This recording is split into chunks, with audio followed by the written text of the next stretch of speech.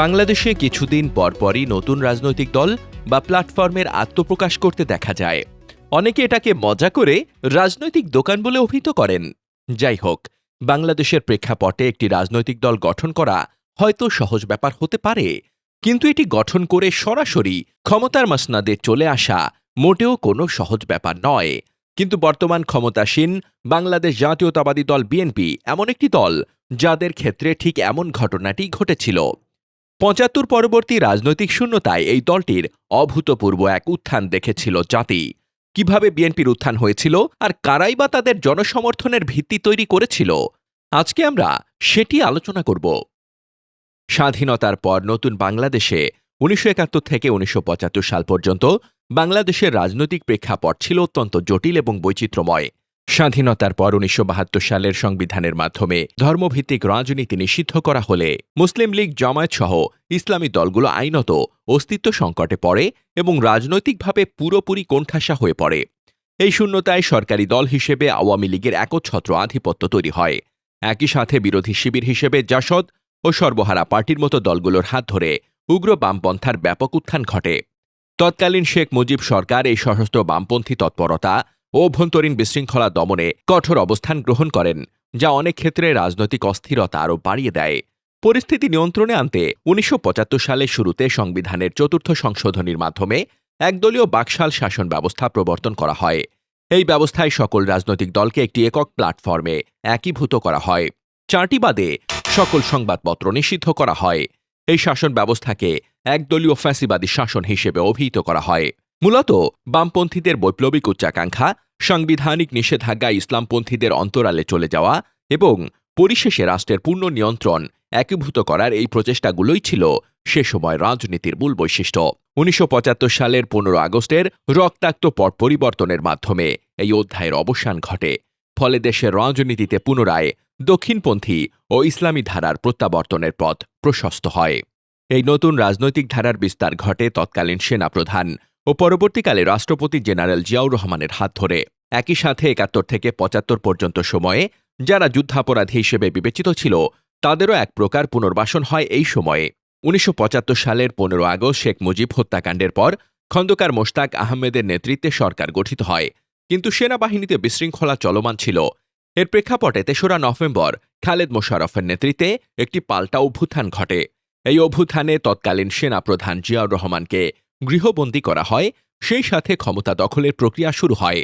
এদিকে খালেদ মোশাররফের অভ্যুত্থানকে সাধারণ সৈনিকরা ভারতপন্থী ষড়যন্ত্র হিসেবে সন্দেহ করে। এর পরিপ্রেক্ষিতে জাসদপন্থী সেনা কর্মকর্তারা সাধারণ সিপাহীদের মধ্যে লিফলেট বিলি করে এক ধরনের অভাবনীয় গণজাগরণ তৈরি করে। এর ফলাফল হিসেবে ৭ নভেম্বর ভোরে ঢাকা সেনানিবাস থেকে সিপাহীরা বিদ্রোহ শুরু করে জিয়াউর রহমানকে মুক্ত করেন। জিয়াউর রহমান মুক্ত হওয়ার পর ক্ষমতার কেন্দ্রে চলে আসেন। তৎকালীন বিচারপতি আবু সাদাত মোহাম্মদ সায়েমকে প্রধান করে একটি অন্তর্বর্তীকালীন সরকার গঠন করা হয়। এই ঘটনার মাধ্যমেই বাংলাদেশে একদলীয় শাসনের অবসান এবং বহুদলীয় গণতন্ত্রের পথ প্রশস্ত হয়। এই প্রেক্ষাপটে ক্ষমতা ধরে রাখতে একটি রাজনৈতিক শক্তির প্রয়োজন অপরিহার্য হয়ে পড়ে। এরই ধারাবাহিকতায় ১৯৭৮ সালের ২২ ফেব্রুয়ারি জিয়াউর রহমানের পৃষ্ঠপোষকতায় এবং উপরাষ্ট্রপতি বিচারপতি আব্দুস সাত্তারের নেতৃত্বে জাগদল আত্মপ্রকাশ করে।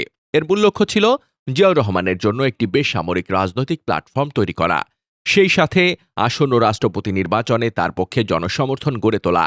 জাগদল দীর্ঘস্থায়ী রাজনৈতিক দল হিসেবে টিকে থাকার চেয়ে একটি অন্তর্বর্তীকালীন প্ল্যাটফর্ম হিসেবে বেশি কার্যকর ছিল। ১৯৭৮ সালে রাষ্ট্রপতি নির্বাচনে জিয়াউর রহমান জাতীয়তাবাদী ফ্রন্টের প্রার্থী হিসেবে জয়লাভ করেন।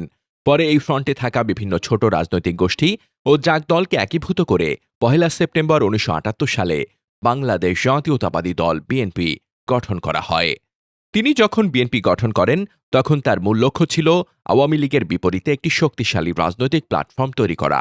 এই প্ল্যাটফর্মটি তৈরিতে তিনি সবচেয়ে বড় সমর্থন পান বর্তমান বিলুপ্তপ্রায় মুসলিম লীগের নেতাকর্মীদের কাছ থেকে, যার ফলে রাজনৈতিক বিশ্লেষকরা বিএনপিকে মুসলিম লীগের রাজনীতির উত্তরসূরি হিসেবে চিহ্নিত করেন। বিএনপি তৈরির প্রেক্ষাপটটি ছিল মূলত একটি আদর্শিক শূন্যতা পূরণের চেষ্টা। স্বাধীনতার পর মুসলিম লীগ সহ পাকিস্তানপন্থী দলগুলো রাজনৈতিকভাবে কোণঠাসা হয়ে পড়ে। ১৯৭৫ সালের পর জিয়াউর রহমান ক্ষমতা গ্রহণ করে বহুদলীয় গণতন্ত্রের ঘোষণা দিলে এই বিশাল রাজনৈতিক গোষ্ঠীটি একটি নতুন আশ্রয়ের সন্ধান পায়। জিয়াউর রহমান বুঝতে পেরেছিলেন যে একটি স্থায়ী ক্ষমতার ভিত্তি তৈরি করতে হলে তৃণমূল পর্যায়ে শক্তিশালী জনবল প্রয়োজন, যা আওয়ামী লীগের বিপরীতে কেবল মুসলিম লীগ ও পাকিস্তানপন্থী দলগুলোর পুরনো সাংগঠনিক কাঠামোর মাধ্যমেই পাওয়া সম্ভব। এই তাগিদ থেকেই তিনি অত্যন্ত পরিকল্পিতভাবে সাবেক মুসলিম লীগের নেতাকর্মীদের রাজকীয় সম্মানে বিএনপিতে অন্তর্ভুক্ত করেন। জিয়াউর রহমান যাদের নিয়ে দল গঠন করেন তাদের দীর্ঘ তালিকা বিশ্লেষণ করলে দেখা যায় সেখানে মুসলিম লীগের কেন্দ্রীয় নেতাদের আধিক্য ছিল। সবচেয়ে উল্লেখযোগ্য নাম শাহ আজিজুর রহমান। তিনি পাকিস্তান আমলে কট্টর মুসলিম লীগ নেতা ছিলেন এবং মুক্তিযুদ্ধের বিরোধিতা করেছিলেন। তাকে জিয়াউর রহমান দেশের প্রধানমন্ত্রী নিযুক্ত করেন। এছাড়াও মুসলিম লীগের প্রভাবশালী নেতা খানে সবুর এবং ব্যারিস্টার আব্দুস সাত্তারের মতো ব্যক্তিরা বিএনপি নীতি নির্ধারণী পর্যায়ে আসীন হন। মশিউর রহমান জাদু মিয়ার মতো ঝানু রাজনীতিবিদদের হাত ধরে তৎকালীন ডানপন্থী ও চীনপন্থী রাজনীতিকদের একটি বিশাল অংশ বিএনপির পতাকা তলে একত্রিত হয়। মূলত মুসলিম লীগের পুরনো ভোট ব্যাংক এবং তাদের অভিজাত নেতৃত্বকে ব্যবহার করেই বিএনপির সাংগঠনিক কাঠামো দাঁড়িয়ে যায়। এদিকে ইসলামপন্থীদের সমর্থন আদায়ের কৌশল হিসেবে জিয়াউর রহমান বাংলাদেশ জাতীয়তাবাদের প্রবর্তন করেন। এটি ছিল মূলত মুসলিম লীগের সেই পুরনো দ্বিজাতি তত্ত্বের একটি আধুনিক সংস্করণ। তিনি সংবিধানের শুরু থেকে ধর্মনিরপেক্ষতা সরিয়ে বিসমিল্লাহ এবং আল্লাহর ওপর পূর্ণ আস্থার বাণী সংযোজন করেন। এই পদক্ষেপগুলো কেবল মুসলিম লীগ নয়, বরং জামায়াতে ইসলামী সহ অন্যান্য রক্ষণশীল গোষ্ঠীর অকুণ্ঠ সমর্থন নিশ্চিত করে। এভাবে ভারত বিরোধিতা এবং ধর্মীয় আবেগকে পুঁজি করে জিয়াউর রহমান যে রাজনৈতিক ধারা প্রবর্তন করেন তা মূলত মুসলিম লীগের রাজনীতিরই নতুন মোড়ক। তাই ঐতিহাসিকভাবে বিএনপিকে মুসলিম লীগের রাজনীতির ধারক ও বাহক হিসেবে অভিহিত করা মোটেও অমূলক নয়। বিএনপির রাজনৈতিক বিবর্তন এবং জোট গঠনের কৌশল বাংলাদেশের রাজনীতির এক অনন্য ও জটিল বাস্তবতাকে ফুটিয়ে তোলে। জিয়াউর রহমানের নেতৃত্বাধীন বিএনপি শুরুর দিকে যে সর্বজনীন প্ল্যাটফর্ম তৈরির চেষ্টা করেছিল সেখানে অনেক ভিন্ন মতের রাজনৈতিক ধারা একত্রিত হয়েছিল। এই কৌশলের মূল লক্ষ্য ছিল তৎকালীন প্রধান রাজনৈতিক প্রতিপক্ষকে মোকাবেলা করা এবং একটি শক্তিশালী জাতীয়তাবাদী ভিত্তি